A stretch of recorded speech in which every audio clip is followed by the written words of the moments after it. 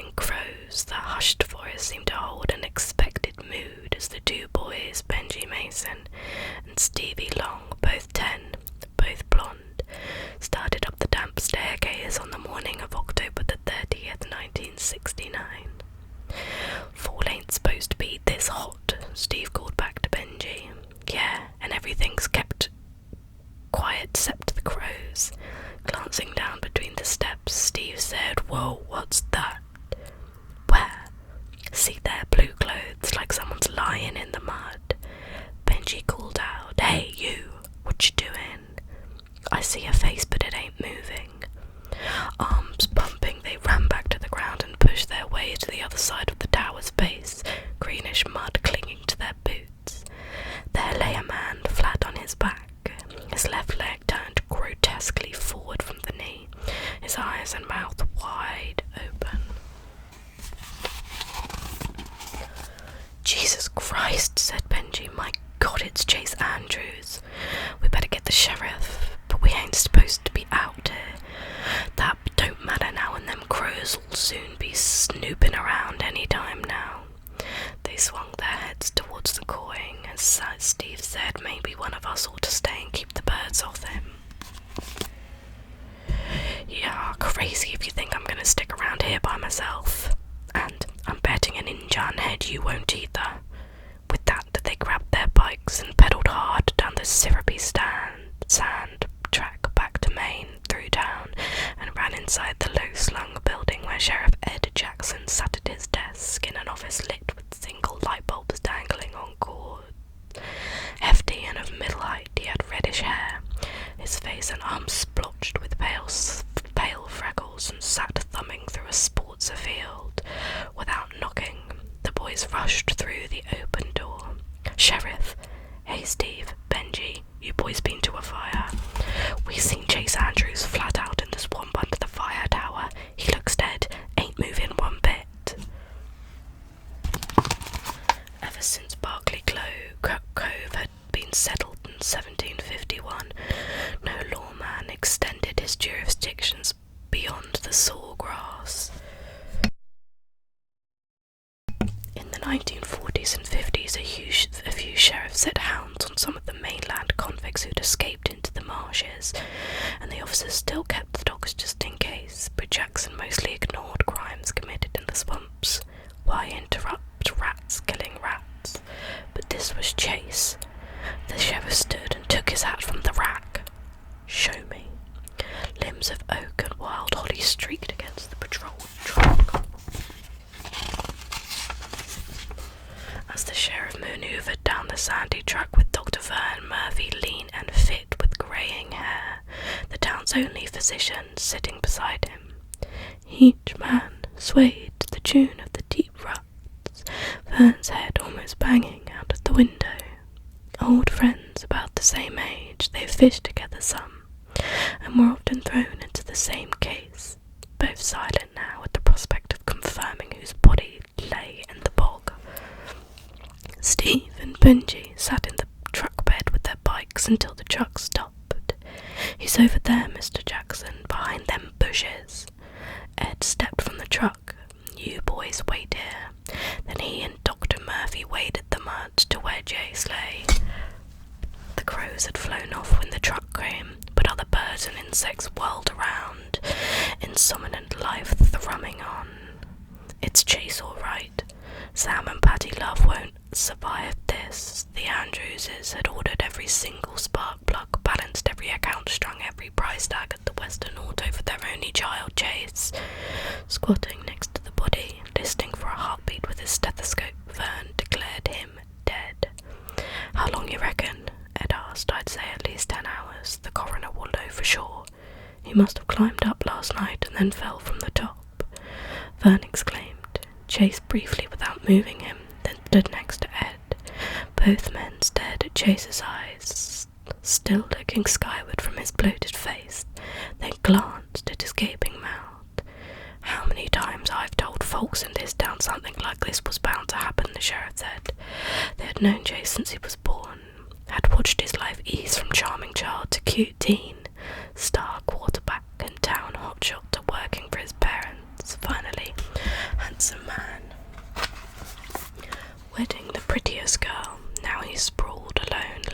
dignified than a sloth. Death's crude pluck, as always, stealing the show.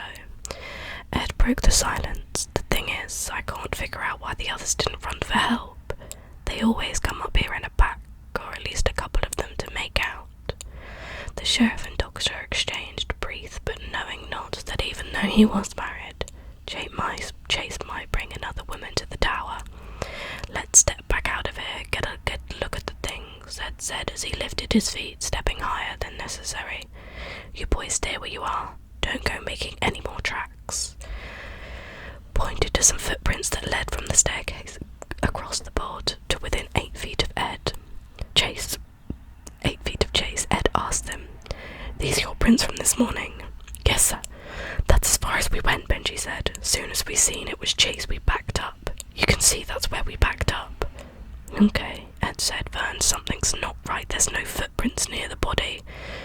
If he was with his friends or whoever once he fell, they would have run down here and stepped all around him, knelt next to him, to see if he was alive. Look how deep our tracks are in this mud, but there's no other fresh tracks. Not going towards the stairway or away from the stairs, none around the body." "Maybe he was by himself then. That would explain everything." "Well, I'll tell you one thing that it doesn't explain. Where is his footprints? How did Chase Andrews walk down the path, across this muck to the stairs so he could climb to the top and not leave any footprints himself?"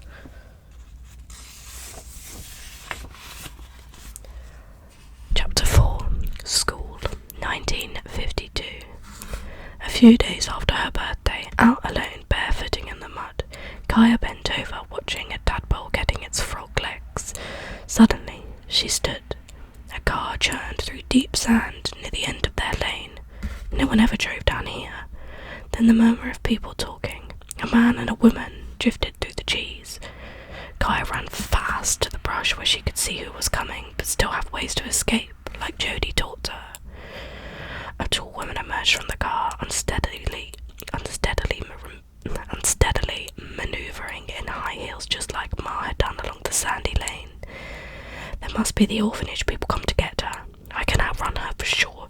She'll fall nose first in those shoes." Kaya stayed put and watched the woman step into the porch screen. "Yoo-hoo, anyone home? Truant officer here. I've come to take Catherine Clark to school." Now this was something. Kaya sat mute. She was pretty sure she was supposed to go to school at 6, and here they were a year late. She had no notion of how to talk to kids, certainly not to a teacher, but she wanted to learn to read and what came after 29. "Catherine dear, if you can hear me, please come out now. It's the law, hon. You gotta go to school. But besides that, you'll like it, dear. You get a hot lunch every day for free. I think today they're having chicken pie." That was something else. Kaya was very hungry. For breakfast she had boiled grits with soda crackers stirred in because she didn't have any salt. One thing she already knew about life: you can't eat grits without salt. She'd eaten chicken pie only a few times in her life, but she could still see that golden crust crunchy on the outside, soft in the inside. She could feel that full gravy taste like it was round. It was in her stomach. Acting on its own, the Kaya maid stand up against the palmetto fronds. "Oh, hello, dear. I'm Mrs. Culpepper. You're all grown up and ready for school, aren't you?" "Yes, ma'am," Kaya said, head low. "It's okay, you can go barefoot. Other children do. But 'cause you're a little girl, you have to wear a skirt. Do you have a dress or a skirt, hon?" "Yes, ma'am." "Okay then, let's go and get you dressed." Mrs. Culpepper followed Kaya through the porch door, having to step over a row of bird nests Kaya had lined up along the boards. In the bedroom, Kaya put on the only dress that fit, a plaid jumper with one shoulder strap held up with a safety pin. "That's fine, dear, you look just fine." Mrs. Culpepper held out her hand. Kaya stared at it. She hadn't touched another person in weeks, hadn't touched a stranger her whole life. But still, she put her small hand in Mrs. Culpepper's and was led down the path to a Ford Crestliner driven by a silent man wearing a grey fedora. Sitting in the back seat, Kaya didn't smile. She didn't feel like a chick tucked under its mother's wing. Barclay Clothes had one school for white.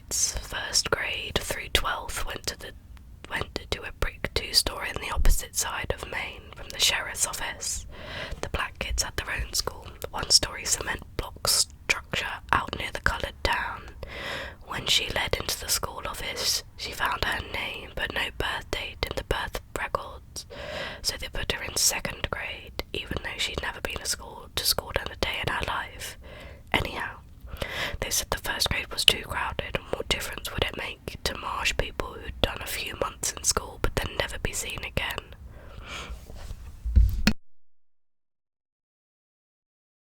As the principal walked her down a wide hallway that echoed their footsteps, sweat popped out of her brow. He opened the door to the classroom and gave her a little push. Plaid skirts, full skirts, shoes, and lots of shoes, some bare feet, and eyes, all staring. She'd never seen so many people, maybe a dozen. The teacher the same, Miss Ariel, those boys had helped, walked Kaya to the desk near the back. She could put the things in the little cubby hole, she was told, but Kaya didn't have any things. The teacher walked back to the front and said, "Catherine, please stand and tell the class your full name." Her stomach churned. "Come on, dear, don't be shy." Kaya stood. "Miss Catherine Danielle Clark," she said, because that was what Ma once said was her whole name. "Can you spell dog for us?" Staring at the floor, Kaya stood silent. Jodie and Ma had taught her some letters, but she'd never spelled a word out loud for anyone. Nerves stirred in her stomach. Still she tried. G-O-D. Laughter let loose up and down the rows. "Shh! Hush! All of you!" Miss Ariel said. "We never laugh, you hear me? We never laugh at each other, you'll know better than that." Kaya sat down fast in her seat at the back of the room, trying to disappear like a bark beetle bending into the furrowed trunk of an oak. Yet, nervous as she was, as the teacher continued the lesson, she leaned forward, waiting to learn what come after 29. So far, all Miss Ariel had talked about was something called phonics, and the students, their mouths shaped like O's, echoed her sounds of ah, a, o, and u, all of them moaning like doves. About 11 o'clock, the warm, buttery smell of baking, yeast, rolls and pies, pastries filled the hall and seeped into the room. Kaya's stomach panned and fitted, and when the class finally formed a single line and marched into the cafeteria, her mouth was full of saliva. Copying the others, she picked up a tray, a green plastic plate and flatware. A large window with a counter opened into the kitchen, and laid out before her was an enormous enamel pan of chicken pie crisscrossed with thick, crispy pastry and hot gravy bubbling up. A tall black woman, smiling and calling out some of the kids by name, plopped a big helping of pie on her plate. Then the pink lady, pears in butter and yeast rolls. She got banana pudding and her own small red and white carton of milk to put on her tray. She turned to the seating area, where most of the kids and tables were full of them laughing and talking. She recognised Chase Andrews and his friends, who had nearly knocked her off the bike on the sidewalk with their bikes. So she turned her head away and sat at an empty table. Several times in quick succession her eyes betrayed her and glanced at boys, the only faces she knew. But they, like everyone else, just ignored her. Kaya stared at the pie full of chicken, carrots, potatoes and little peas. Golden brown pastry on top. Several girls dressed in full skirts, fluffed out wide with layers of crimolines, approached.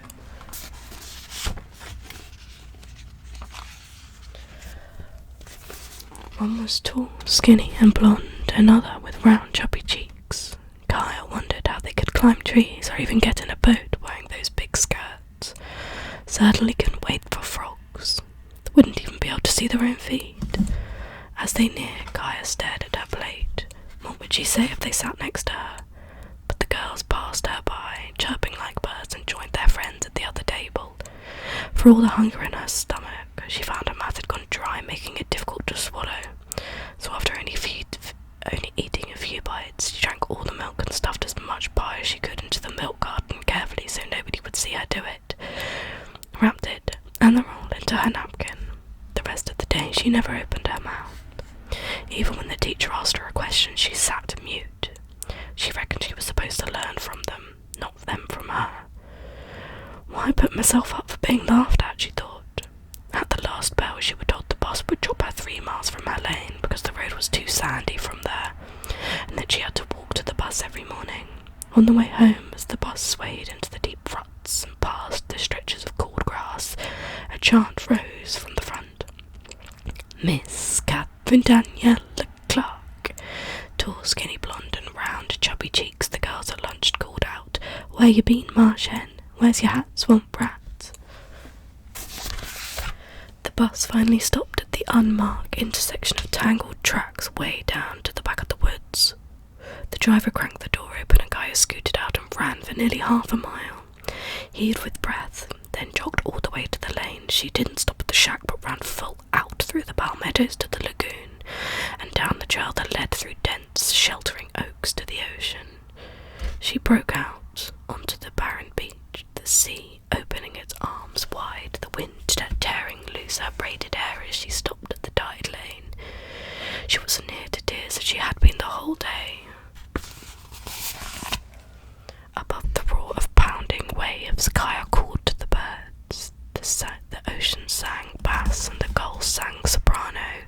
Shrieking and crying, they circled over the marsh and above the sand as she threw pie crust and yeast rolls onto the beach.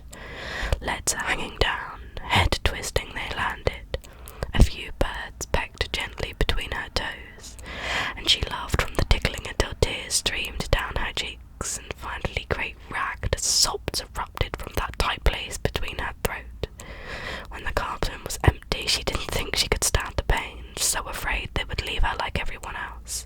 But the gulls squatted on the beach around her and went about their business of preening their grey, extended wings.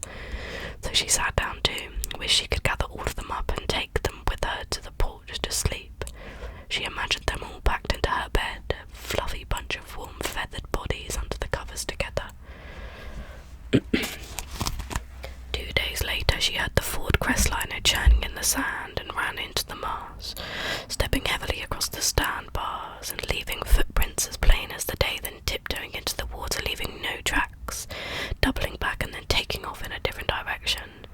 When she got in the mud, she ran in circles, creating a confusion of clues. Then, when she reached hard ground, she whispered across it, jumping through grass clumps to sticks, leaving no trace.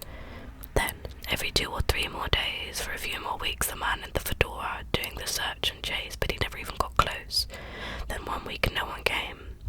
There was only the cawing crows, and she dropped her hand to the side, staring at the empty lane. Gaia never went back to a school a day in her life. She returned to heron watching and cell collecting, where she reckoned she could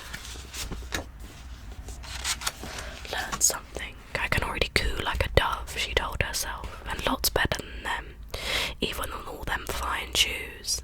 One morning a few weeks after her day at school, the sun glared white, hot as Gaia climbed into her brother's tree fort at the beach and searched for sailing ships hung with skull and crossbone flags, proving that imagination grows in the lowliest of souls.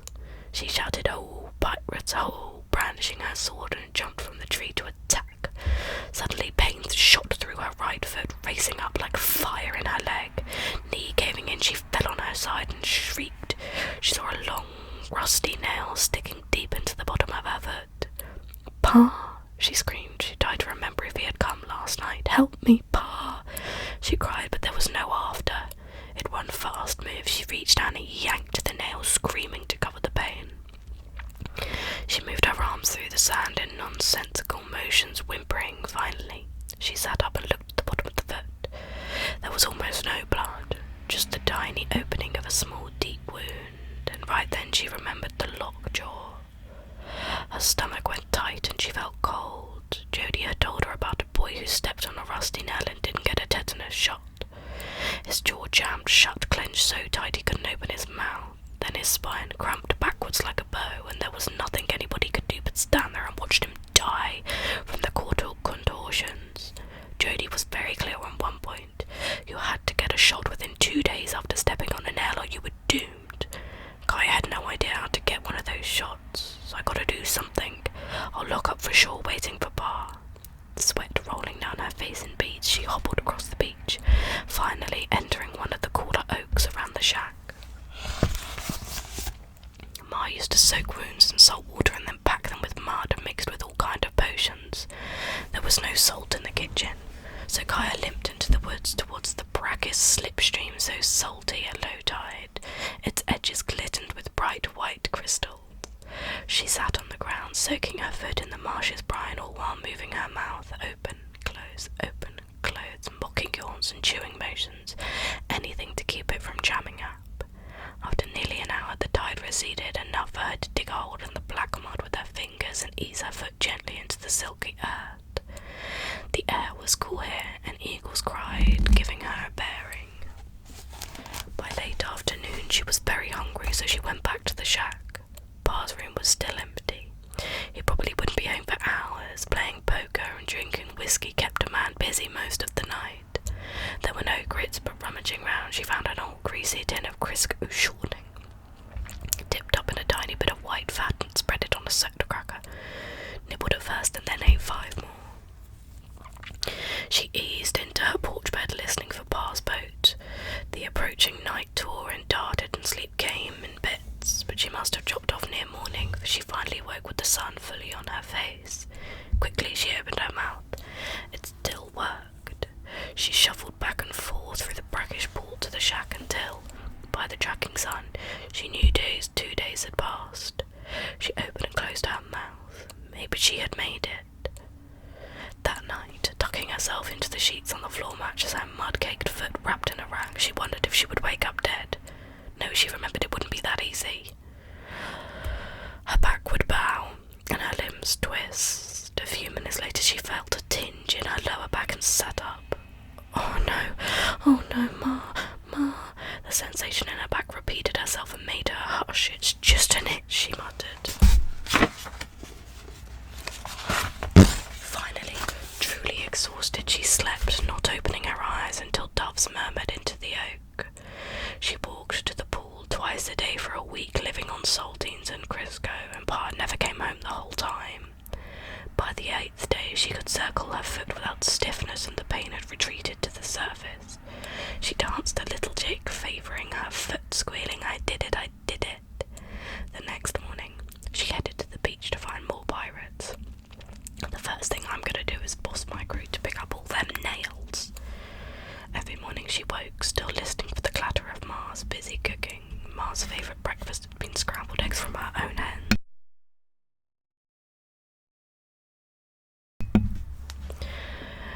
Red, ripe tomato sliced and cornbread fritters made by pouring a mixture of cornmeal, water, and salt onto grease so hot the concoction bubbled up and the edges frying into crispy laths.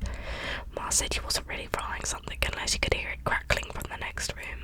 Crackling, and all her life, Kaya had heard those fritters popping in the grease when she woke, smelled the blue, hot corn smoke, but now the kitchen was silent and cold.